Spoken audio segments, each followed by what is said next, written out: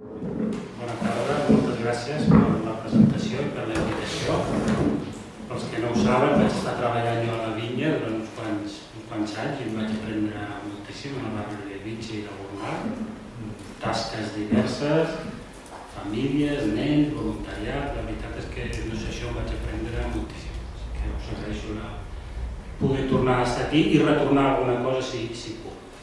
El tema del gairebé és el subtítol d'un dels meus llibres, un català de gairebé, no és meu, és d'un escriptor anglo-indi, anglo-pakistanès, que comença la seva primera novel·la dient dic que anem amic i soc anglès de socarrer gairebé. En castellà ho tradueixen soy inglés de los pies a la cabeza, casi. Aquest casi, aquest gairebé, m'agrada molt com a concepte, que la identitat, tots som quasi bons pares, quasi bons professionals, gairebé, i que és un camí que s'ha d'anar fent, que la identitat no és un procés acabat, sinó que som gairebé moltes coses, i que no cal ser una cosa ja feta i dreta, sinó que la identitat és una cosa. I d'aquí ve el subtítol del llibre i aquesta definició que faig de mi mateix. Després per posar el PowerPoint. Sí,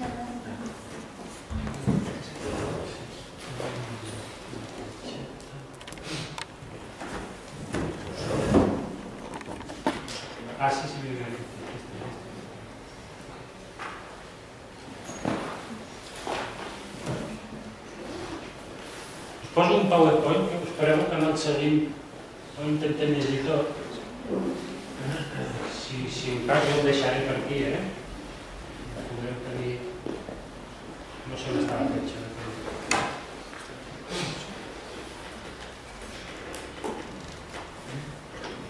Sí,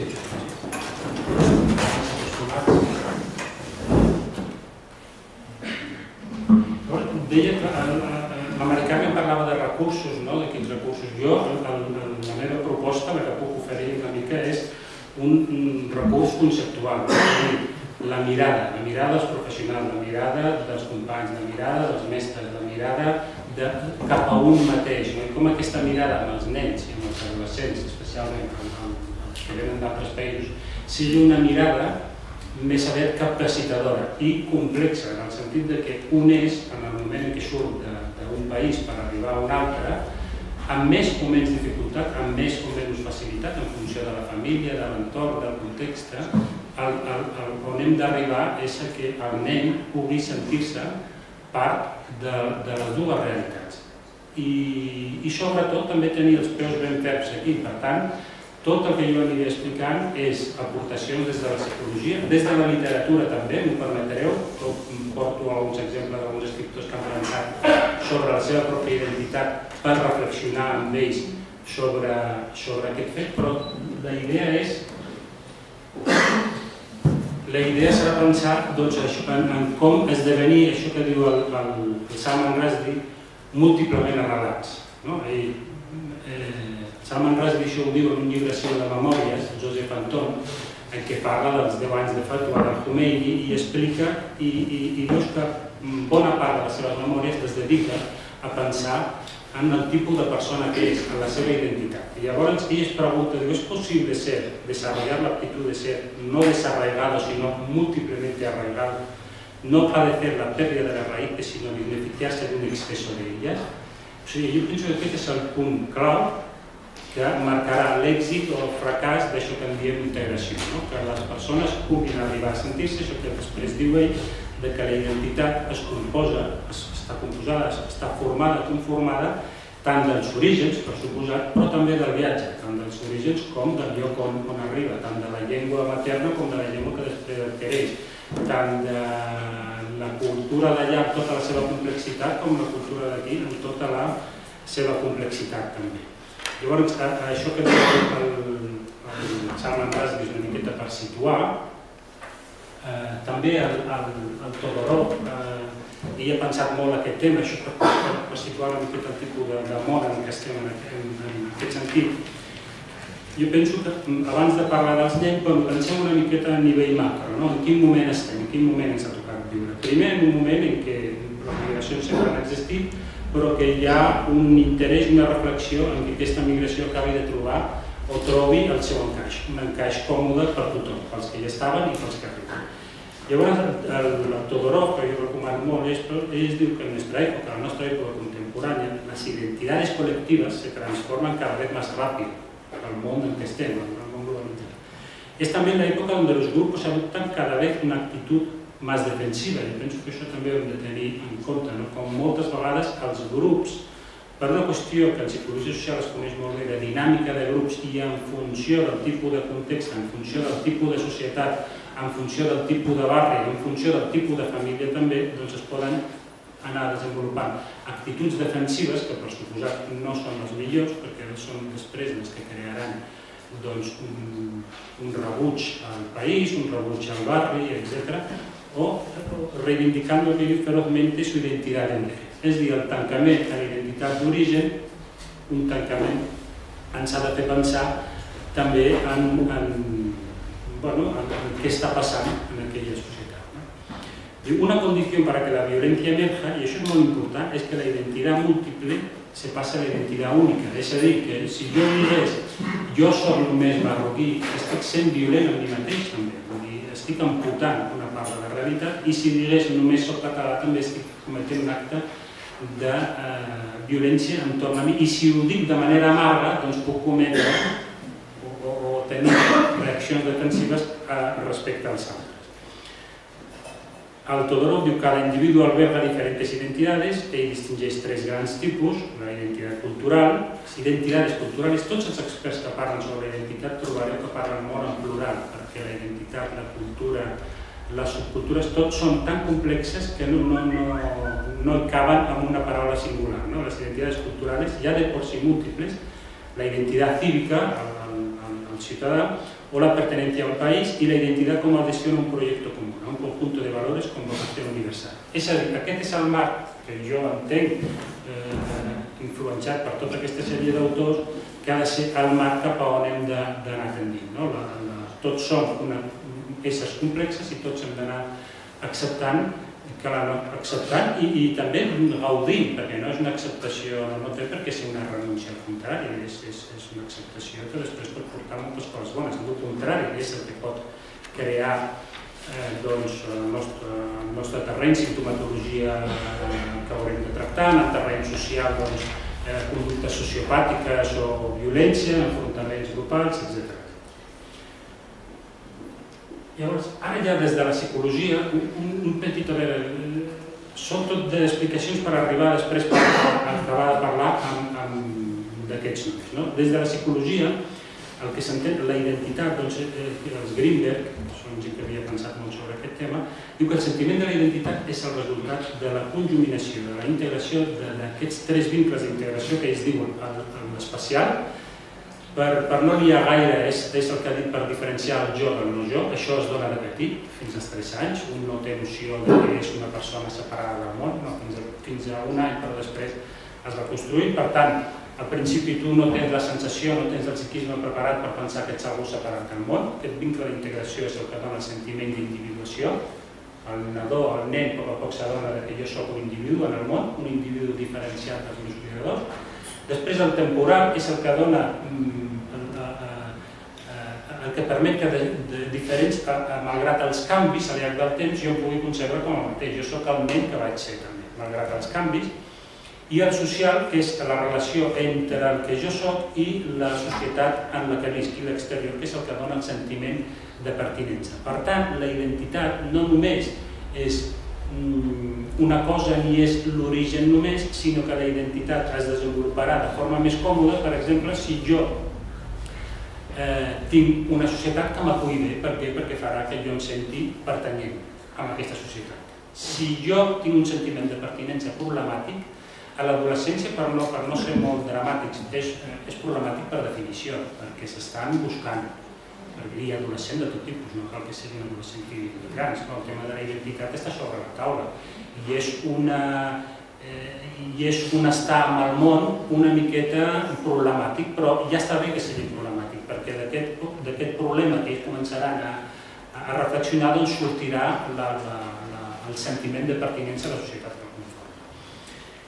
El sentiment de ser un mateix malgrat els canvis, això amb els que heu treballat amb persones que venen d'altres països, amb els nens, amb els adolescents també, doncs a vegades trontolla una mica, perquè si el canvi és molt brusc, si el canvi no és molt preparat, que acostuma a passar, que no sigui preparat, que sigui brusc, que vas a parar un barri que no coneixes, doncs hi ha durant una època sobretot un sentiment d'estranyesa, de dir si un pot tenir la noció que els canvis han sigut tan grans que fins i tot no sap si és la mateixa persona que va ser.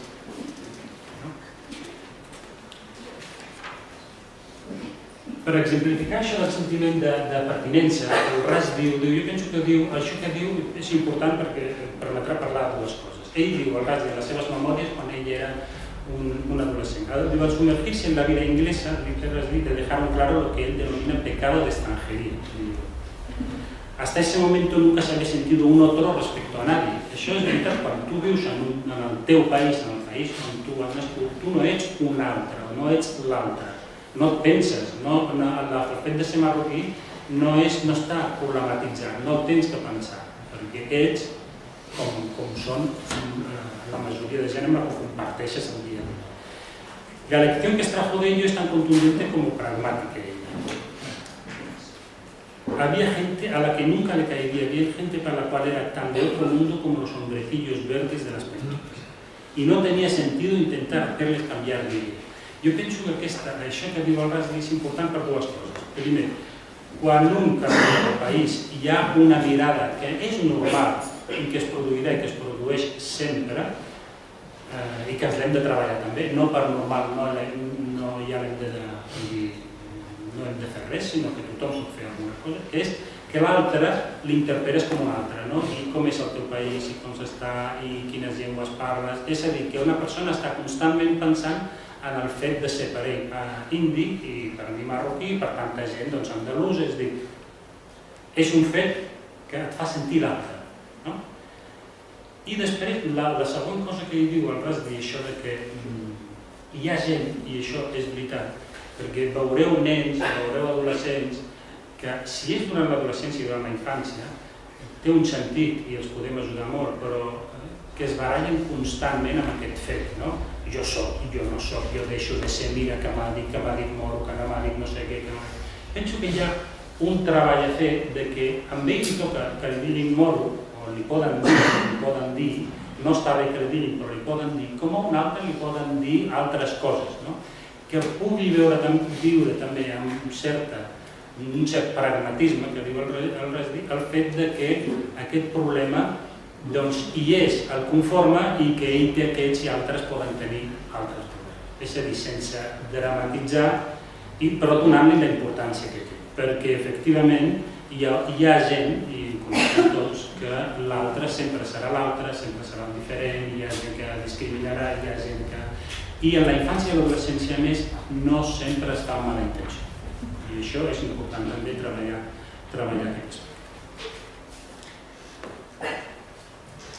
A l'adolescència, parlant ràpid, el Luis Feducci, que és un psiquiatre psicoanalista d'aquí a Barcelona, ell diu, per entendre algunes de les coses que veiem i de les que es parlen a la premsa i algunes coses que veiem també a les associacions on treballem, en el nostre dia a dia, ell diu, quan l'entorn és molt restrictiu, o bé l'adolescent, estem parlant d'adolescents en aquest cas, es veu incapaç d'afrontar tots els canvis, o bé quan l'entorn, i l'entorn podem entendre la família, el bar, l'escola, el mestre, el metge, és a dir, quan l'entorn és molt restrictiu i un percep que no pot ser, no pot experimentar, no pot alliberar, no pot...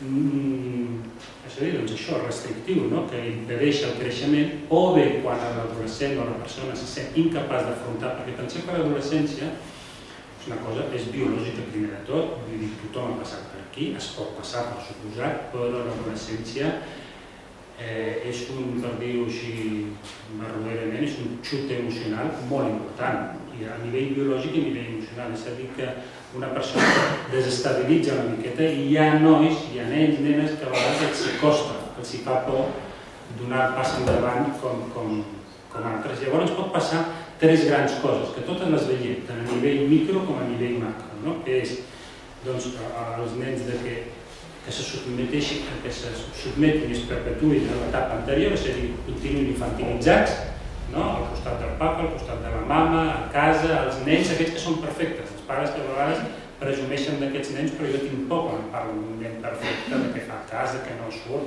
els altres donen problema i el meu a casa a les 7, tu la mar de bé, no hi ha cap conflicte. Doncs pot ser una part, pot estar indicant un problema per la persona. Després, quan l'entorn és restrictiu, doncs també pot passar a atacar l'exterior, i l'exterior podem entendre a l'escola, al barri, als amics, amb violència. És l'adolescent amb problemes de conducta, amb problemes, doncs tots n'haureu vist, no para quiet, es fica en tothom, robatoris, conductes sociopàtiques, per dir-ho ràpid, és a dir, que no té en compte això. I després una altra part és que l'adolescent o el nen també pot crear-se una realitat paral·lela. Poden ser molt... crear-se un món a la seva mida que és irreal. Hi ha vegades nens que són fantasiosos i no passa res, però quan això es porta a l'extrem, doncs viuen en un món que no és el món real i que es construeixen una mida i d'aquí no en treguis.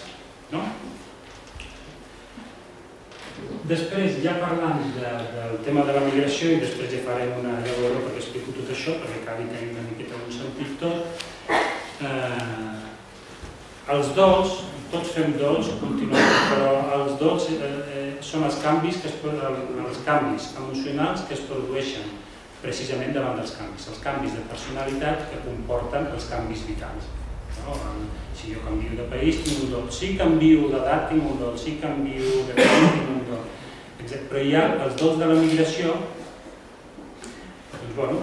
a més un dol es fa sempre, es va fent sempre,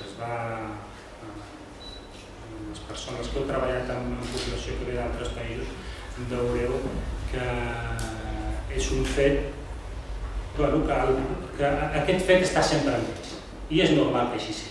El que no és normal és quan queda molt congelat, quan hi ha idealització del país o del país d'acollida, o quan hi ha un trencament amb una de les dues societats, o quan hi ha excessiva amargura, etc. Llavors, els dols migratoris, el que diu l'Aristoteles, que ha teoritzat sobre això, que ens ajuda molt a la nostra pràctica, ell diu que afecta la identitat, per suposat, els canvis, tot canvi afecta la identitat, l'ha de fer una miqueta més gran, la identitat, l'ha d'estirar, has d'acceptar que tu ets també català, que parles... O sigui, que allò que reps també et conforma.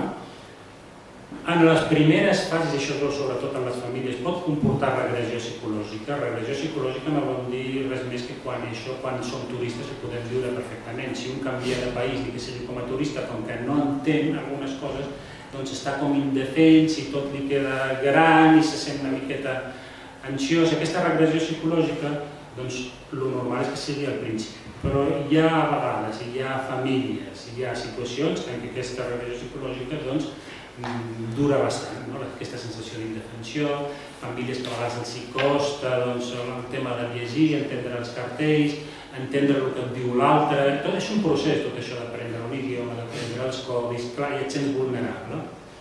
Tots fem una miqueta de regressió psicològica quan demanem una abraçadeta, doncs això és una regressió però gran, és un sentiment d'indefensió. Però pot comportar l'ambivalència cap al país d'acollida o cap al país d'origen, és a dir, ara m'agrada un, ara m'agrada l'altre, ara m'agrada el meu, però també mira el país que em va fer fora, ara m'agrada aquest, ara però no em rega, és a dir, pot crear situacions conflictives. Si són conflictes normals, doncs és la vida mateixa, si són molt grans, doncs el sentiment d'amargura, de tristesa, de desafecció es va fer més gran.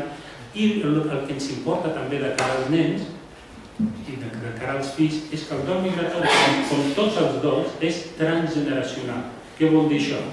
Vol dir que si els pares no fan la feina, no poden fer la feina que els toca, d'acceptar el país on estan, d'haver-se treballat una miqueta i conèixer el lloc on estan, de més o menys arribar a un equilibri en totes les dificultats, però arribar a un equilibri, arribar a estimar el lloc on està, tenir una miqueta més o menys resolt que el país d'origen està allà, es pot anar viatjant, no hi ha... Si tot això no es fa, no es pot fer, sovint no es pot fer del tot, la feina la deixen els fills. És a dir, els fills reben aquestes projeccions, aquesta inestabilitat, aquesta relació conflictiva amb el país d'origen, amb el país d'acollida. Veureu pares que si el nen aprèn el català i ella que aquest noi se l'està fent català i que l'ara l'ha oblidat i que ara la portarem a mesquita perquè aprengui, perquè són moviments que fa la gent perquè tenen molta por a que els seus fills passin a ser estrangers per ells mateixos. Es pot entendre i nosaltres hem d'ajudar a les famílies a treballar amb por, amb inseguretats, amb massa projeccions d'aquest tipus, tampoc resoldrem el problema, sinó que el complicarem. I que hem de veure quin és el moment per introduir les altres llengües, ensenyar-les, si cal, si viatgen al país d'origen, tenen l'oportunitat, els nens poden anar aprenent i de forma natural la llengua allà. És a dir, tot aquest tipus de coses que és molt important. I a l'adolescència, moltes vegades, l'adolescent és molt... Encara que ells no es vegin així, són força rígids amb les concepcions, i han d'agafar bandera, i han de... És una etapa, tots hem passat, és una etapa també on neixen els ideals, la fraternitat, la comunió amb els amics, però d'una forma tan idealitzada, i després es va posar en el lloc, però han de passar per aquí, i és bo que passin. Els adolescents que no passen per aquí no arriben on ens interessa que arribin. Doncs el ser transgeneracional, moltes vegades l'adolescent posa sobre la taula els problemes que li han deixat els pares, de diferents maneres, de moltes maneres. Les pot posar des d'inhibicions a l'aprenentatge, és un nen que no aprèn, i aquest noi ara què li passa, amb problemes de conducta, la noia que s'enamora d'un català i llavors a la casa, bueno, ara què farem? Farem amb tot això perquè nosaltres teníem pensat que aniria... És a dir, que posen sobre la taula que la vida ha canviat. I els pares que poden anar una miqueta cap als fills i acceptar que la vida efectivament ha canviat i que aquest canvi ells l'han buscat també, ells l'han buscat, i és un canvi a bé, però és un canvi que té els seus peatges també. El que no val, però no val com no ens val a ningú, no renunciar a res. No val, nosaltres quan un vol, si jo vull estar aquí, no puc estar a casa. És així. Doncs això també va per tot. I en el tema de la migració també, sense la renúncia, sense alguna renúncia, que són doloroses, aquesta és la segona part, per això hem d'entendre la gent i que és un procés i que ens costa, i que no només els hi costa amb ells, sinó que fixeu-vos, ara jo moltes coses de les que he pres sobre dificultats psicològiques dels nens de la migració, us ho dic de veritat, ho he pres de professionals suïssos, francesos, canadencs, de deixar la nacionalitat, que havien tractat espanyols, portuguesos i magrebins, italians, en el seu moment. És a dir, que veus que la història repeteix, és a dir, que li costa a la gent que tenim ara, no perquè siguin d'un país, d'una cultura, no només, sinó perquè el propi canvi genera aquestes. Si nosaltres ens ho podem mirar així, no dramatitzem excessivament, podem estar al cantó de la gent, però també sabem cap on hem d'anar, és a dir, cap a l'assumpció de tota aquesta complexitat. Els pares que només diuen als fills, no, jo el meu fill només marroquí, jo el meu fill, doncs tampoc pot ser, tampoc podrà ser, i això ells ho hauran de tenir clar. El Hanif Kuret, ostres, jo vaig...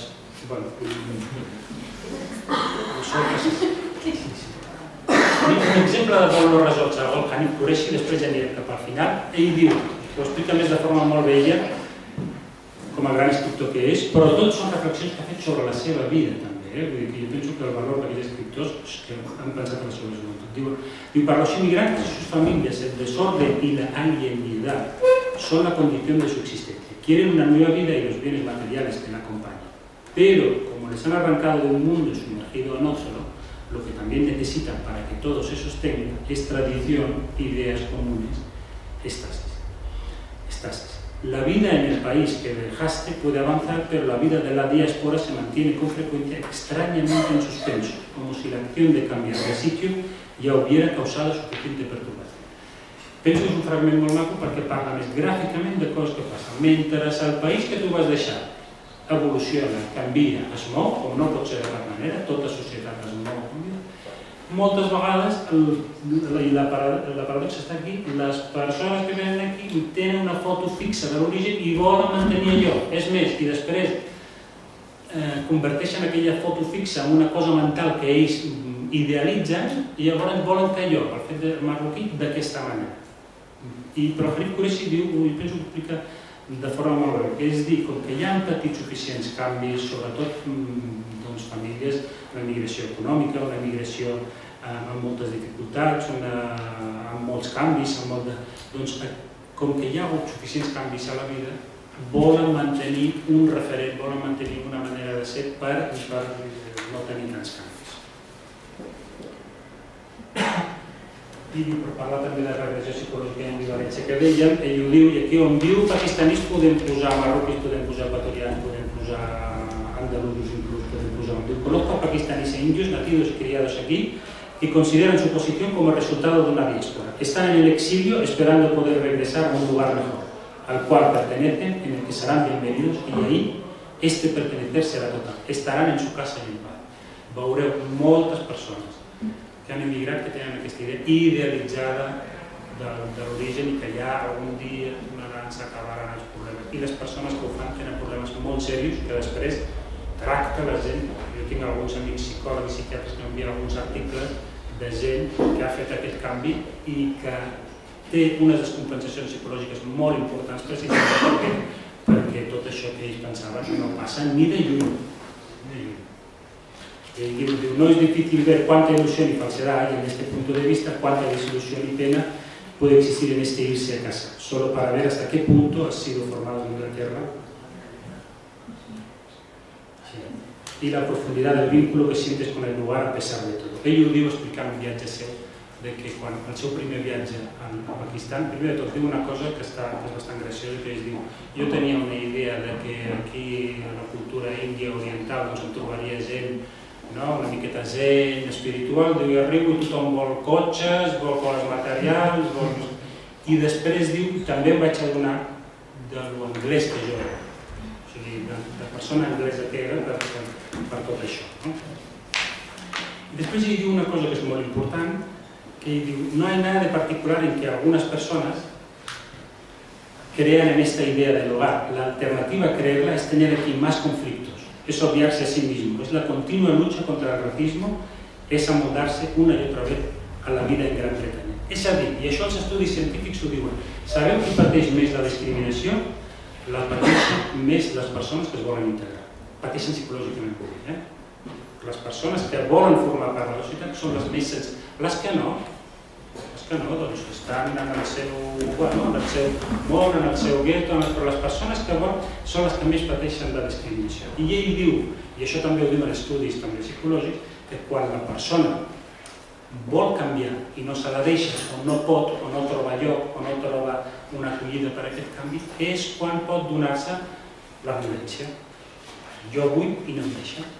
Llavors és quan pot haver trastorns de conducta amb els nens, trastorns de conducta amb els adolescents, etc. Acabo abans humor per dir, anirem passant, tot això és els estudis que us deia.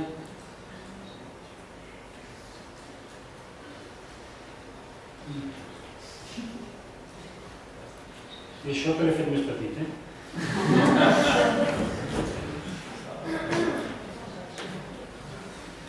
A veure, sí, puc tirar enrere? Sí, exacte, sí, aquest. És a dir, això és el Busepsi, un psiquiatre argelí, el Taharras, el marroquí. La societat d'allà, el que diuen aquests, la societat està en una situació de trànsit, de la tradició i modernitat, aquest trànsit també s'està donant als models familiars, canvis, hi ha una quantitat de models familiars increïbles i vull dir que la cosa es mou, s'està passant d'una família tradicional, grans rols, com hi havia hagut aquí a l'Espanya dels 50, a una família nuclear, la parella que fa i que construeix els seus fills, etc. Vull dir que mentre s'estan donant tots aquests canvis, que no són bons ni dolents, són canvis, són canvis que estan donant.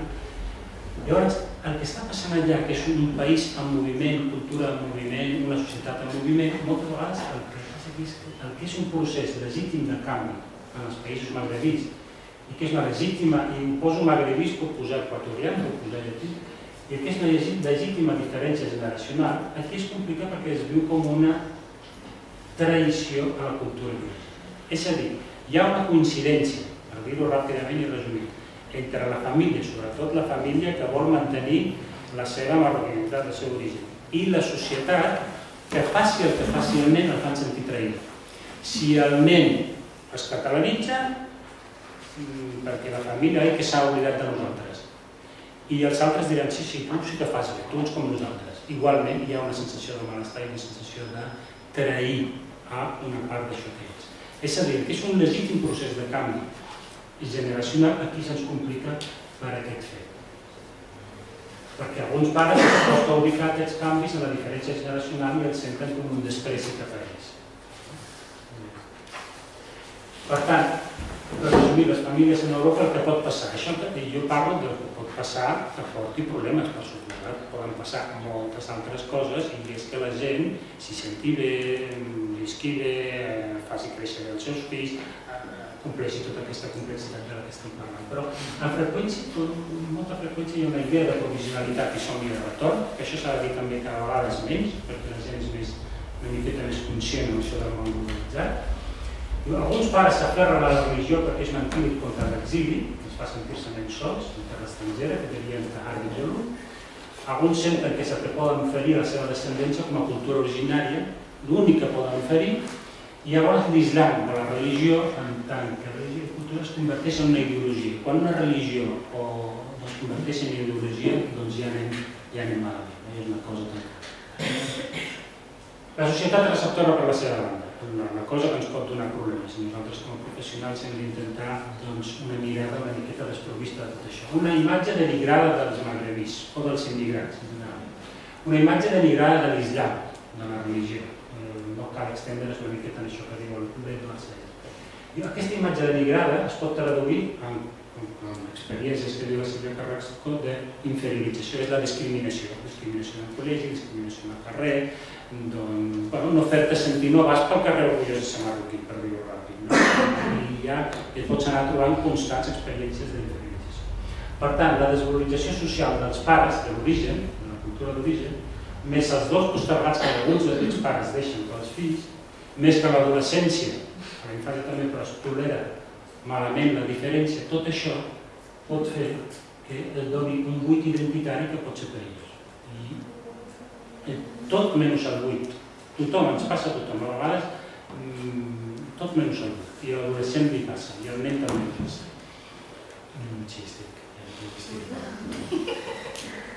I el buit identitari el que pot fer és el que molts deien una hiperadaptació o un tancament. Hiperadaptació, soc català i a mi deixeu-me tranquil del país d'origen, deixeu-me tranquil amb els vostres problemes, amb la vostra religió. Tancament en un mateix, no obrir-se allò que el país, allò que els amics, allò que el col·legi també pot oferir. Això són processos que moltes vegades no són conscients. És a dir, amb els nens i amb els adolescents no és una cosa de voluntat, és una cosa que els missatges aquests que són implícits, aquests implícits, que arriben a través de les mirades, els nens no es digereixen amb el psiquisme que tenim els adults, que podem dir la discriminació, podem dir no sé què, mira aquest que m'ha dit, però no, poden digerir també de forma que després poden donar algunes manifestacions de malestar sense que sàpiguin que sigui degut a això. Per això és important que nosaltres sapiguem llegir aquesta realitat.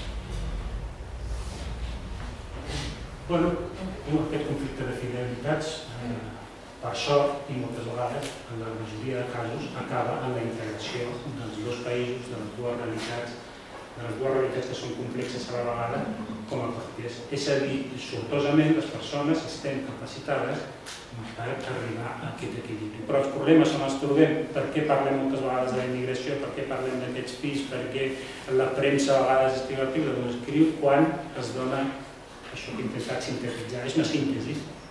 Per suposat, es podrien dir moltes coses des de moltes disciplines, però és una síntesi de per què ens trobem alguns problemes. Moltes gràcies.